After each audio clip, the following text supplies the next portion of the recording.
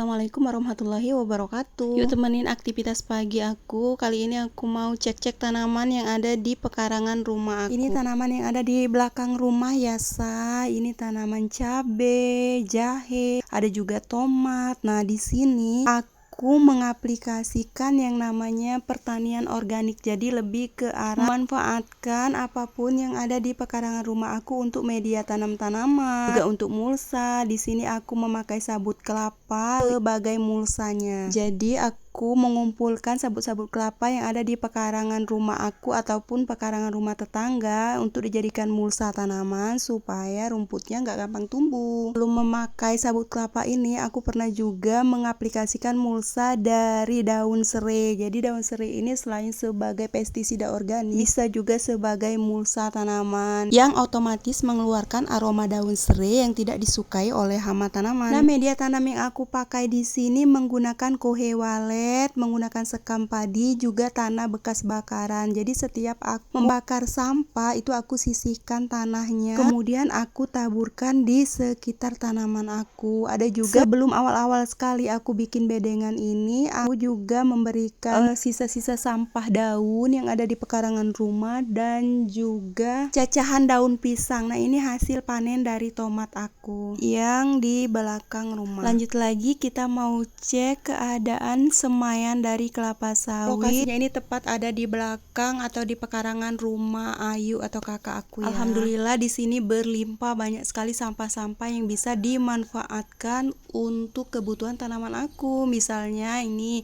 daun-daun jambu. Di sini juga banyak sabut-sabut kelapa yang bisa aku bawa ke pekarangan dekat rumah aku tadi untuk kebutuhan tanaman aku. Yuk saya ikutan memanfaatkan bahan-bahan organik untuk tanaman kalian supaya tumbuhnya subur. Penyemaian kelapa sawit kali ini menggunakan metode greenhouse sederhana dengan atap dari wari. Alhamdulillah pertumbuhannya lumayan maksimal ya, meskipun di awal-awal itu ada beberapa yang mati.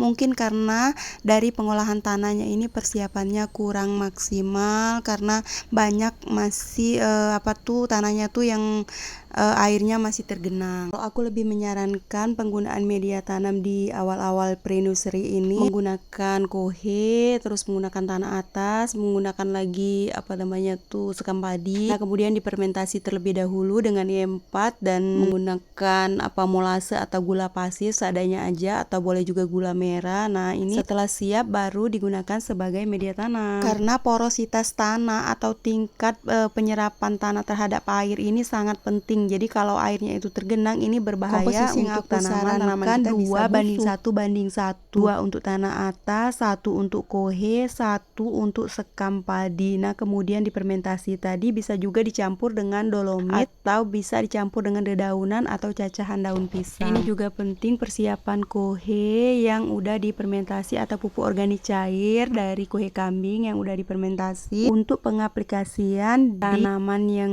baru disemai. Nah, ini dibiarkan dulu kurang lebih 40 harian ya. Komposisinya itu pupuk kandang, kemudian IM4 itu biasanya setengah botol, gula pasir setengah kilo. Selanjutnya diaplikasikan juga NPK 1616 seminggu sekali dan penyemprotan rutin.